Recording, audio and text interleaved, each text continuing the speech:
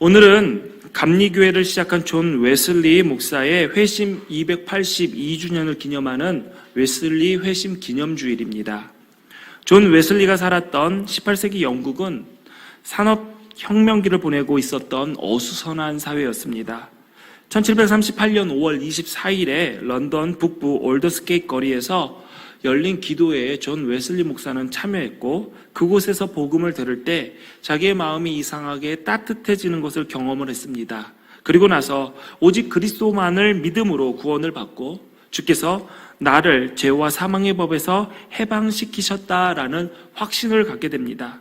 이 한 사람의 회심이 당시 무기력했던 교회와 성도들을 깨우는 영적 회복을 가져왔고, 그 감리교 운동은 전 세계로 퍼졌습니다. 그리고 우리나라의 이 웨슬리의 성결 운동에 영향을 받은 교단이 대표적으로 우리 교회가 속해 있는 기독교 대한감리회랑 나사렛 성결, 그리고 성결교회, 예수교 성결교회, 기독교 성결교회, 그리고 구세군 본영, 이런 교단이 웨슬리의 성결 운동에 영향을 받은 교단입니다. 이 감리교 운동은 웨슬리의 회심 사건으로 출발했습니다. 그리고 이 감리교 신앙의 핵심은 예수로 인해 마음이 뜨거워지는 것, 경건한 생활, 교회 안에서부터 사회로 개혁해 나가는 실천적인 믿음 생활이 이 감리교 운동, 감리교 신앙의 핵심입니다. 오늘 웨슬리 회심 기념주일을 맞아서 저는 이제 회심 주일마다 존 웨슬리의 표준 설교를 다시 한번 여러분들에게 들려드리는데, 오늘은 형인 존 웨슬리 목사님과 함께 성결 운동을 주도했고, 오늘 우리가 예배 전에 불렀던 찬송가의 작사자이기도 하고 많은 찬송시의 작가로 알려진 찰스 웨슬리 목사님의 대표적인 설교, 잠자는 자여 일어나라 라를 통해서 이 시대의 감리교인으로서 우리들이 이어나가야 할 신앙의 전통이 무엇인지 함께 나눠보도록 하겠습니다. 어젯밤 여러분 잘 주무셨나요? 네, 대답 안 하기로 결의를 하셨습니까? 예, 잘 잠으셨으니까 이 자리에 오셨겠죠. 잘 자는 것, 우리 삶에 큰 비중을 차지하는 건강의 중요한 영역입니다. 잠을 잘 못 자는 것만큼 괴로운 일이 없습니다. 그래서 우리가 숙면을 하고 나면 아침에 상쾌하게 일어나고 우리는 그 상황을 꿀잠 잤다라고 표현을 하기도 합니다. 그만큼 달콤한 휴식을 취했다라는 것이죠. 그러나 많은 현대인들이 수면 장애로 고통을 받고 있습니다. 우리가 불면증이라고 알고 있는 잠을 잘 못 자는 증상은 수면 장애의 한 종류입니다. 잠들기 어려운 인면장애와 잠은 들지만 도중에 자꾸 깨거나 너무 일찍 잠에 깨서 수면 유지가 어려운 상태를 수면 유지 장애라고 합니다. 이 두 가지 장애를 포함해서 우리는 불면증이라고 이야기를 합니다. 우리나라 20세 이상 성인 500명을 대상으로 한 한국보건사회연구원의 연구 결과에 의하면 지난 한 달간 불면증을 경험한 적이 있다라고 응답한 비율이 73.4%로 매우 높게 조사되었습니다. 그러니까 여러분, 우리 가운데 10명 중에 7명이 잠을 너무 일찍 깨거나 잠을 깨서 다시 잠을 들지 못하거나 아니면 잠잘 때 너무 시간이 오래 걸리거나 이러한 수면 장애를 겪고 있다고 합니다. 지난해 우리나라에서 63만 명이 불면증으로 인한 수면제 또는 수면 유도제 처방을 받았는데, 수면제에 오랫동안 의존하게 되면 뇌 기능 저하로 인한 치매 발생률이 높아지는 것으로 알려져 있어서 수면제 복용도 마음 편히 못하고 있습니다. 현재 지구에 사는 전체 인구의 약 35%가 불면증으로 고생을 하고 있다고 합니다. 스트레스와 비만, 여러 가지 이유로 수면장애 환자들은 계속 늘어나고 있는 상황이라고 합니다. 옛말에 잠이 보약이라고 했고, 우리나라의 아침 인사로 안녕히 주무셨어요 했던 것을 보면은 우리나라 사람들은 잠의 중요성을 그만큼 잘 알고 있었던 것 같습니다. 의사들도 물어볼 때, 진료할 때 잠 잘 자나요? 라고 물어보는 것을 볼 때 잠을 잘 자는 것은 신체적으로나 정신적으로나 건강의 한 표지로 볼 수 있다는 것이죠. 잘 자야 하는데 수면 시간이 너무 많은 것도 문제가 됩니다. 지나치게 많이 자면 무기력해지고 늘어지게 됩니다. 불면증뿐만 아니라 야간에 6시간 이상 충분한 수면을 취하고 일어났지만 낮에 심한 졸음을 호소하고 계속 졸고 자는 수면 과다증도 수면 장애의 한 종류입니다. 여러분 가운데 어젯밤 6시간 이상 잤는데 지금 예배당에 들어오자마자 눈을 감고 자고 있다면 수면 장애를 의심해 볼 필요가 있습니다. 수면 과다는 불면증과 함께 우울증의 대표적인 징후이기도 합니다. 이렇듯 잠은 우리에게 꼭 필요하지만 또 너무 잠에 빠지지 않게 주의하는 것이 필요합니다.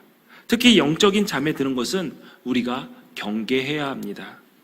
시편 127편에 보면 여호와께서 그의 사랑하는 하시는 자에게는 잠을 주시는도다 라고 했고, 잠언 3장에는 내가 누울 때에 두려워하지 아니하겠고 내가 누운즉 내 잠이 달리로다 라고 했습니다. 이는 하나님을 의지하며 믿음으로 사는 사람들은 하나님께 모든 것을 맡기기 때문에 편안한 잠을 잘 수 있음을 말합니다. 달게 잠을 잔다는 이야기이죠. 그러나 잠을 많이 자는 것은 게으른 자의 모습이기도 합니다. 제가 어릴 때 제 아버지는 이 말씀을 크게 써서 거실에 붙여놓았습니다. 잠언 6장 말씀, 6장 9절에서 11절 말씀 우리 같이 한번 읽어볼까요? 게으른 자여 내가 어느 때까지 누워 있겠느냐? 내가 어느 때에 잠이 깨어 일어나겠느냐? 좀 더 자자, 좀 더 졸자, 손을 모으고 좀 더 누워 있자 하면 내 빈궁이 강도같이 오며 내 곰핍이 군사같이 이르리라. 아멘. 여러분, 이 말씀은 부모님이 많이 하시는 말씀이죠. 네. 여러분, 좀 더 자자, 좀 더 졸자, 손을 모으고 좀 더 눕자 하면 빈궁이 강도같이 오고 곰핍이 군사같이 이른다라는 말씀이 게으른 자에 대한 경계입니다. 또 잠언 19장에 보면 게으름이 사람으로 깊이 잠들게 하나니 태만한 사람은 줄일 것이다 라고 했습니다. 또한 잠을 많이 자는 것은 영적으로 잠든 상태를 말하기도 합니다. 찰스 웨슬리 목사님은 설교에서 영적으로 잠든 상태를 인간의 본성이다 라고 했습니다. 맞습니다. 물론 자는 것은 인간의 본능입니다. 잠을 자지 않고서는 인간이 살아갈 수가 없기 때문이죠. 그런데 목사님이 이야기하는 인간의 본성은 본능을 이야기하는 것이 아니라 생존의 본능을 이야기하는 것이 아니라 죄된 인간의 본성을 말하는 것입니다. 하나님을 알지 못하는 어리석음과 그로 인해 멸망의 길로 치닫고 있는 상황을 깨닫지 못하는 그 무감각함, 하나님의 형상을 회복하고 그리스도의 완전에 이르는 성화의 길을 거부하는 게으름, 이런 상태는 하나님께서 우리를 깨우기 이전의 모습, 인간의 본성의 모습이다라고 웨슬리 목사님은 이야기합니다. 즉 영적으로 잠들었다라는 말은 구원을 받은 빛의 아들이 되지 못하고 밤이나 어둠에 속한 상태를 말합니다. 이 영적으로 잠든 사람은 자신이 타락한 것을 알지 못합니다. 비참한 죄의 족쇄에 결박되어 있음에도 불구하고 나는 행복하구나, 자유롭구나 라고 꿈을 꿉니다. 사탄이 그의 영혼을 완전히 소유하고 있는데도 평안하다 라고 말합니다. 한번 떨어지면 다시 나올 수 없는 지옥이 그를 삼키려고 입을 벌리고 있음에도 그는 여전히 잠을 잡니다. 하나님의 형상을 잃어버린 채 타락에 머물러 있지만 그 상태에서 살아가는 것을 만족해합니다. 뭐 죽어도 별 수 없지 라고 생각을 하죠. 다가오는 징벌을 피하라 라는 하나님의 경고를 결코 마음에 두지 않습니다. 영혼의 내면에서 진지하게 하나님, 제가 어떻게 하면 구원을 받을 수 있겠습니까? 라고 부르짖는 일이 결코 없습니다. 좋은 것과 나쁜 것을 분별할 세련된 지각도 가지지 못했고 눈이 있어도 보지 못하고 귀가 있어도 듣지는 못합니다. 하나님을 전혀 본 적이 없고 또 하나님의 음성을 들은 일도 없고 생명의 말씀을 손에 쥔 적도 없습니다. 이처럼 잠자는 자는 영적인 감각이나 지식에 반응하지 않는 자를 말합니다. 그렇죠. 자는 자들 아무리 흔들어 깨워도 감각이 없는 것들, 깊은 잠에 빠지면 감각이 없어서 무슨 일이 일어나는지, 나에게 어떠한 일이 앞에 있는지 전혀 알지 못합니다. 그래서 본성 그대로 인간은 하나님의 영의 일들을 받아들이지 못합니다.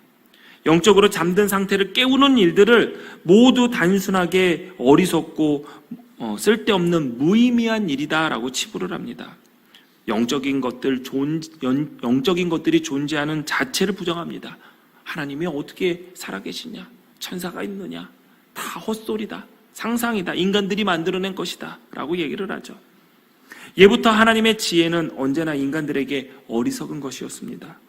십자가의 도는 깨어있는 자들에게 구원을 주시는 하나님의 능력이지만 잠자는 자들에게는 단순한 광란으로 조롱되고 그 도를 따르는 자들을 비웃음으로 일관했습니다. 이러한 일은 특별한 일이 아닙니다. 성경에도 너희를 미워해도 이상한 것으로 생각하지 말으라 라고 얘기하고 있습니다. 이 땅은 대범하게 죄를 범하고도 자신의 부끄러움을 자랑으로 여기고 남을 비난하는 일을 서슴지 않게 하고 있습니다. 이런 모습들은 매우 활동적으로 보이지만 식물인간 상태에 빠진 것과 같습니다. 식물인간이란 의식불명인 채 장기간 혼수 상태에 빠져 있는 환자를 말합니다. 식물인간 상태와 뇌사와는 차이가 있습니다. 뇌사는 뇌 전체가 손상을 입어서 호흡과 소화와 순환과 혈압 조절이 불가능합니다. 그래서 인공호흡기나 약물로 심장을 뛰게 하고 숨을 쉬게 하는 거죠. 그래서 호흡기를 떼거나 더 이상 약물을 주입하지 않으면 심장이 정지해서 사망하게 되는 것을 뇌사 상태라고 합니다. 뇌사는 의학적으로 다시 깨어날 가능성이 없습니다. 그러나 식물인간 상태는 대뇌의 일부분이 손상되어서 발생한 무의식 상태를 말합니다. 호흡뿐만 아니라 소화나 순환, 혈압도 조절이 가능합니다. 걸어서 옮겨 다닐 수는 없지만 손발을 움직이기도 합니다. 그 상태를 유지하다가 못 깨어나고 사망하는 경우도 있고 수개월 혹은 수년 아니면 십수년, 수십 년이 지나서 생존하는 경우, 다시 깨어나는 경우도 종종 보고되고 있습니다. 디모데전서 2장 4절에 보니까 하나님은 모든 사람이 구원을 받으며 진리를 아는 데에 이르기를 원한다라고 말씀하셨습니다. 저는 이 말씀이 굉장히 은혜가 됩니다. 하나님께서는 나를 믿지 않으면 벌을 내리겠다라고 눈을 뜨고 우리를 노려보는 분이 아니라 모든 사람이 구원을 받고 진리에 이르기를 원하시고 기다리시고 지금도 그 일을 위해서 일하고 계시는 그 하나님이라는 사실에 너무 위로가 되고 감사합니다. 그러므로 이 말씀에 따르면은 구원받을 가능성이 없는 사람은 없다라는 것이죠. 뇌사처럼 모든 것이 끝난 것이 아니라 지금 식물인간처럼 자고는 있지만 언젠가는 깨어날 수 있다라는 희망이 이 말씀 속에는 있습니다. 그래서 우리는 포기하지 않고 끝까지 계속해서 복음을 전하는 것입니다.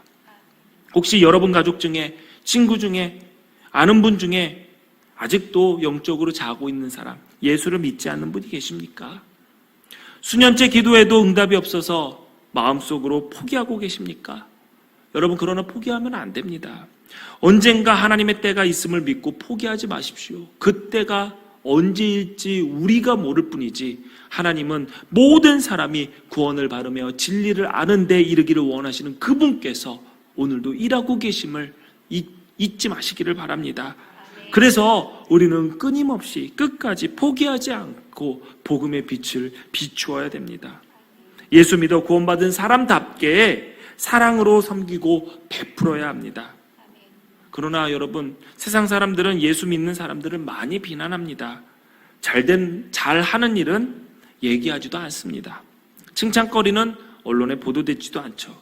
그런데 부끄러운 일은, 그리고 조금 실수한 일은 엄청나게 크게 부풀려서 보도되는 경우도 있습니다. 물론 잘못을 안 했다라고 말하는 것은 아닙니다. 그러나 교회를 향해 과도하게 비난을 쏟아내는 사람들을 보면 사실 그들을 곱게 볼 수가 없습니다. 그래도 하나님은 이렇게 말씀하십니다. 그들에게 다가가서 빛을 비춰주어라. 하나님의 사랑을 보여주어라. 예수님은 제자들을 끝까지 사랑하셨죠. 끝까지 사랑하셔서 그들을 통해서 하나님의 나라를 여셨습니다.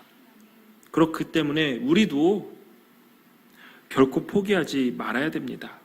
우리 주위에 복음을 받아들일 가능성이 있는 사람이 많다라는 사실을 잊지 말고 울며 씨를 뿌리러 나가는 자는 반드시 기쁨으로 그 곡식의 단을 가지고 돌아오리라 라는 그 말씀을 기억하며 끝까지 사랑하고 섬기고 복음의 빛을 비추어 예수의 향기를 풍기는 삶이 되시기를 바랍니다. 아멘.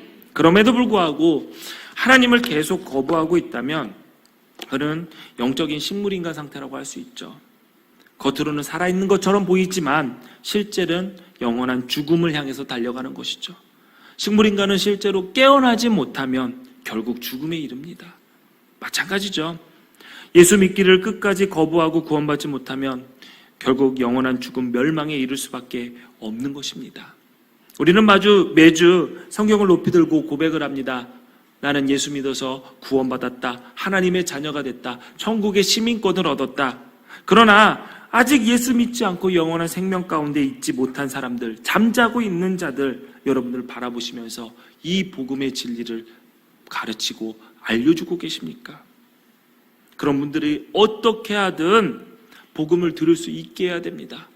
복음을 전하면은 듣기 싫어, 됐어, 너나 잘 믿어 라고 해도 포기하지 말고 끝까지, 듣기 싫다고 해도 한 번 더 사랑하는 마음으로 들려주셔야 됩니다.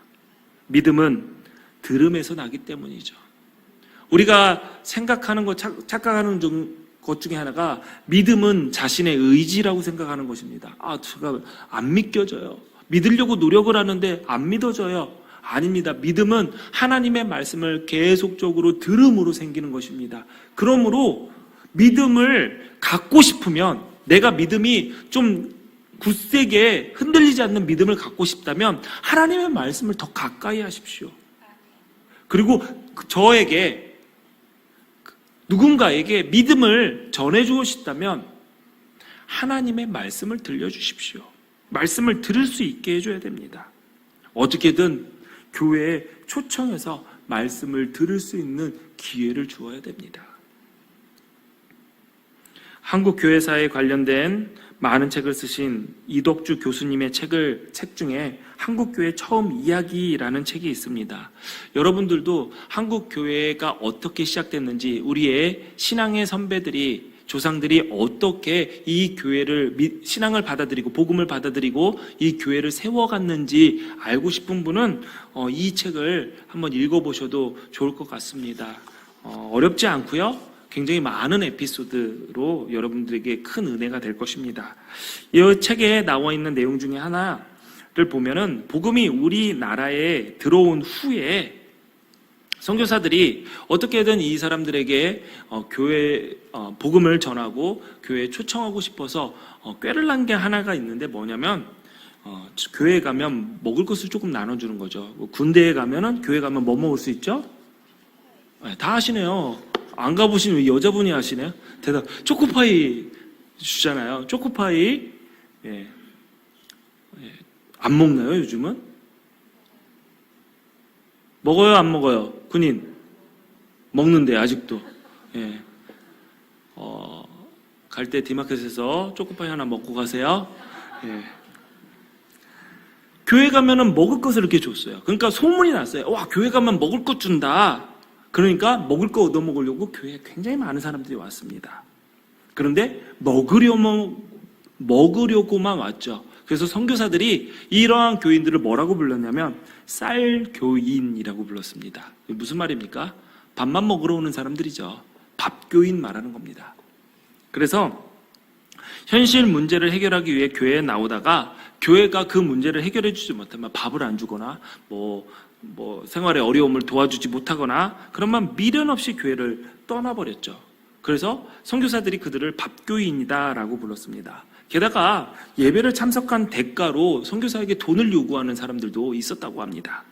이들 모두 영적으로 잠든 자들입니다. 또한 갯돈을 타기 위해서 교회를 나온 사람들도 있었죠. 전도의 한 방법으로 선교사를 중심으로 한 개 모임이 교회 안에 초창기 한국 교회 안에 이 개 모임이 있었다고 합니다. 왜냐하면 사람을 불러 모으려고 하는데 이 선교사가 보증이 된 뭔가 개 모임 하면 믿음직스럽잖아요. 안 그런가요? 예. 그래서 각 교회에 개모임이 많았다고 합니다. 물론 지금이나 옛날이나 교회에서 하는 개는 잘 될 리가 없습니다. 교회에서 개하지 마세요. 예. 신앙이 관심이 아니라 갯돈 타는 거에만 관심 있는 사람들이 모였죠. 그런데 큰 문제가 생겼습니다. 한 사람이 자기 갯돈만 타고 도망가 버린 거죠. 개는 깨져버렸고 사람들이 교회를 떠날 것이다 라고 선교사가 생각했습니다.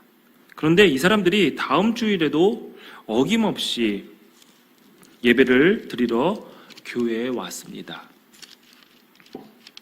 선교사들이 깜짝 놀랐죠. 큰일 났구나. 뜯긴 돈 달라고 왔구나 라고 알았는데 그들이 이렇게 이야기했다고 합니다. 그동안 예배당에서 들은 말씀이 너무 좋아서 좋은 말씀 들으러 왔습니다 라고 말하는 거죠. 그래서 주일마다 어찌됐든 갯돈 때문에 모여서 말씀을 들었지만 예배당에서 들은 하나님의 말씀이 그들의 잠자는 영혼을 깨우게 됐고 그들이 인천의 최초의 개신교 교회라고 하는 인천 내리교회에 초석이 되었습니다. 여러분, 이 말씀을 들으니까 어떻게든 말씀 듣는 자리에 나와야 하고 나오게 해야 합니다. 믿음은 들음에서 나기 때문에 복음을 들려주어야 됩니다. 들을 수 있는 자리에 나오게 해야 됩니다. 고린도후서 4장 3절에 보니까 만일 우리의 복음이 가리었으면 망하는 자에게 가리어진 것이다 라고 한 말씀대로 복음을 거부하는 사람들이 세상엔 여전히 많습니다. 그들은 마음이 어두워져서 하나님의 형상이신 그리스도의 영광을 드러내는 복음의 빛을 보지 못하고 있습니다. 그렇기 때문에 그들은 영적으로 자지만 죽은 거와 마찬가지고 그들을 어떻게든 깨우는 것이 우리에게 주어진 사명임을 잊지 말아야 합니다. 여러분은 지금 자고 있는 사람입니까? 아니면 일어나 있는 사람입니까? 깨어 있는 사람입니까? 우리 모두 깨어 있다라고 생각을 해도 우리가 다시 잠자는 자가 되지 말라는 법이 없습니다. 우리는 요한계시록에 나오는 사대교회에 대한 경고의 말씀을 기억해야 됩니다. 요한계시록 3장 1절에 보니까 내가 내 행위를 하노니 내가 살았다 하는 이름을 가졌으나 죽은 자로다 라고 했습니다.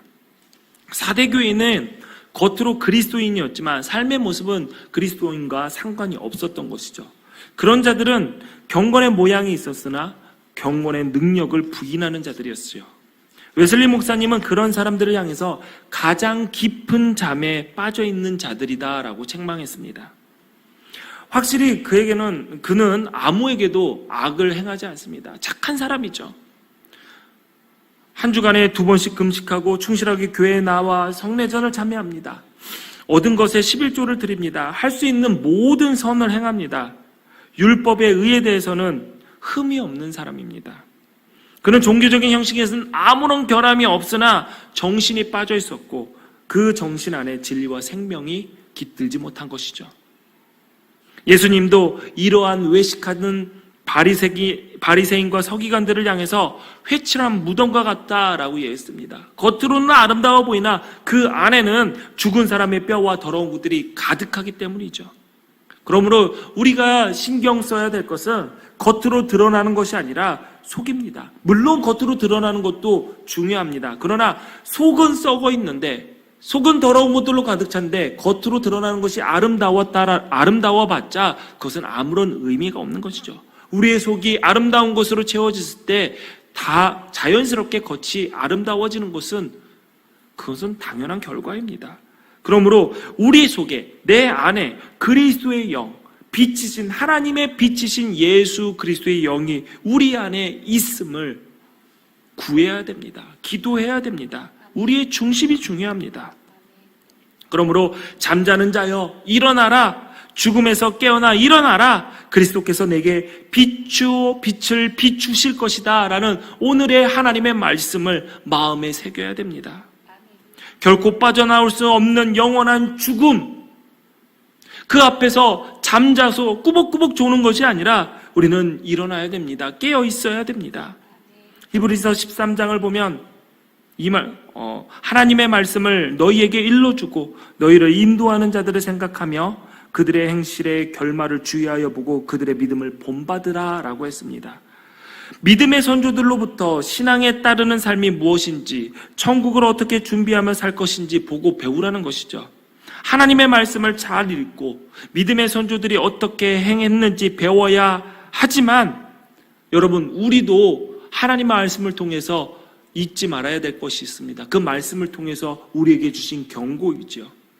성경은 지속적으로 종말과 심판에 대해서 빠짐없이 누누이 계속 경고하고 있습니다. 가르치고 있습니다. 마태복음 24장 42절에 그러므로 깨어있으라 어느 날에 너희 주가 임할는지 너희가 알지 못함이라. 마태복음 24장 44절에 이러므로 너희도 준비하고 있으라 생각하지 않은 때에 인자가 오리라. 마태복음 25장 13절에 그런즉 깨어있으라 너희는 그날과 그때를 알지 못하느니라. 베드로전서 4장 7절에 만물의 마지막이 가까웠으니 그러므로 너희는 정신을 차리고 근신하여 깨어 기도하라. 여러분, 잠에서 깨어 준비하는 자만 하나님의 나라에 들어갈 수 있습니다. 하나님의 부르심에 복종하고 하나님의 얼굴을 찾는 것은 복된 일입니다. 우리가 지금 깨어있고 죽은 자 가운데서 일어나 있다면 하나님께서 우리에게 그 복의 빛을 비추어 주실 것입니다. 예수님이 참 빛이 되셔서 우리에게 빛으로 오고 계시기 때문입니다. 그러므로 영적인 잠에서 깨어서 주께 돌아오십시오. 하나님께서 우리에게 돌아올 시간, 회개의 시간을 주셨습니다. 요한계시록 2장 4절 5절을 보니까 너를 책망할 것이 있나니 너의 처음 사랑을 버렸느니라. 그러므로 어디서 떨어졌는지를 생각하고 회개하여 처음 행위를 가지라. 만일 그리하지 아니하고 회개하지 아니하면 내가 내게 가서 내 촛대를 그 자리에서 옮기리라 라고 했습니다. 여러분 첫 마음 간직하고 계십니까? 처음 예수 믿었던 그 마음 그대로 지금 신앙생활하고 계십니까? 처음 집사 직분 받았을 때 그 다짐했던 그 약속을 지키십니까? 처음 권사될 때, 처음 장로 될 때 마음에 결단했던 거 그대로 실천하고 계십니까? 여러분이 처음 세례받을 때 여러분의 머리 위에 흐르는 물을 바라보며 다짐했던 그 다짐, 지금 그 마음 간직하고 계십니까? 저도 늘 기도하는 것이 있습니다. 그것은 목사 안수 처음 받았을 때, 처음 이 천안기둥교회 담임 목사로 강단에 섰을 때, 처음 성도가 우리 교회에 문을 열고 들어왔을 때 그때 가졌던 마음을 잊지 말자 매일 기도합니다. 하나님, 목회의 기술자가 되는 것이 아니라, 설교의 기술자가 되는 것이 아니라 목회자가 되게 하여 주옵소서. 주님의 충성된 종이 되게 하옵소서. 이렇게 기도합니다. 목회를 하다 보니까 목회가 익숙해집니다. 설교의 자리에 자주 서다 보니까 설교가 자연스러워졌고 익숙해집니다. 어느 순간 기술자가 된 느낌이 들 때도 있습니다. 슬픔을 당한 자들을 위로하면서 안타까운 일들, 막막한 상황 앞에 있는 성도들, 어려움을 겪고 있는 이들을 격려하면서 너무 일상적이고 문학적인 표현만 하는 것이 아닌가, 너무 뻔한 대답만 하고 있는 것이 아닌가, 정말 내 가슴에 슬픔을 함께 하고 있는가, 제 자신을 돌아봅니다. 스스로 물어봅니다. 그래서 익숙하지 않게, 기술자가 되지 않게 해달라고, 진심을 갖게 해달라고, 진심을 전할 수 있는 지혜를 달라고 매일매일 기도하고 있습니다. 여러분, 첫 마음, 첫 사랑, 그거 지키는 거 쉽지 않습니다. 그러나 그 마음을 놓칠 때 여러분은 하나님의 사람으로서 온전하게 설 수 없습니다. 목회자도 마찬가지입니다. 목사가 처음에 안수받았을 때, 처음에 스토리 어깨 위로 올라왔을 때, 첫 축도할 때, 첫 설교할 때, 처음 성도가 들어왔을 때 그 감격과 감동을 잃어버린다면 그런 목회자가 아니라 싹군이 되는 것입니다. 월급 받아 먹고 살려고 일하는 직업인이 되는 것이죠. 여러분, 그렇기 때문에 우리 처음으로 돌아가기를 힘써야 되고 회개해야 합니다. 회복할 때가 지금입니다. 여러분, 죽음 앞에서 재산도 명예도 사랑도 모두 의미가 없어집니다. 중요한 것은 죽음 이후의 삶에 대해서 어떻게 준비했느냐입니다. 저희 아내랑 저희 아들이 큰아들이 이제 중3이어서 고등학교를 가야 되는데 저희 아내가 자꾸 물어봅니다. 고등학교 어디 보낼 거야? 근데 사실 어디 보내야 될지 잘 모르겠습니다. 근데 돌아보면은 처음에 저희 아들과 첫 초등학교 입학할 때 손잡고 같이 학교에 갔던 것이 어저께 같은데 벌써 중3이에요. 그러면은 왜 이렇게 시간이 빠르나라는 생각이 들 정도죠. 가끔가다 제가 농담 삼아 이런 얘기를 많이 합니다. 정신 차리고 부지런하게 살지 못하면은 금방 늙어 죽을 것 같아. 시간 얼마 안 남은 것 같아. 그런 얘기를 자주 합니다. 여러분, 길지 않습니다. 인간의 인생은 길지 않습니다. 미룰 것도 없고요. 지금 돌아갈 때 돌아가고 지금 더 잤다가는 영영 못 깨어날 수도 있다라는 절박함이 여러분 가운데 있기를 바랍니다. 습관적으로 의무감으로 교회에 나오셨습니까? 그래도 잘 오셨습니다. 오늘의 말씀이 여러분의 잠자는 영혼을 깨우기를 바랍니다.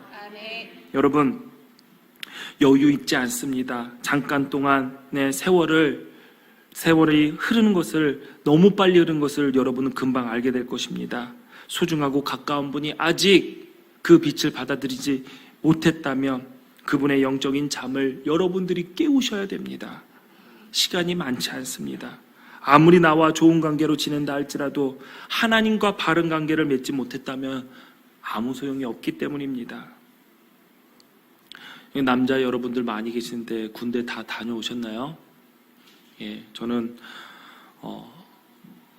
99년도에 경기도 최전방, 경기도 광주에 있는 최전방에 복무를 했습니다. 제가 경기도 광주를 최전방이라고 얘기를 하면은 다들 막 웃어요. 근데 군 작전상 경기도 광주도 전방으로 되어 있어요. 그래서 저는 최전방이라고 얘기를 하고 다닙니다. 얼마나 편했을까, 저기 뒤에서. 그렇지만 그렇게 편하지는 않았습니다.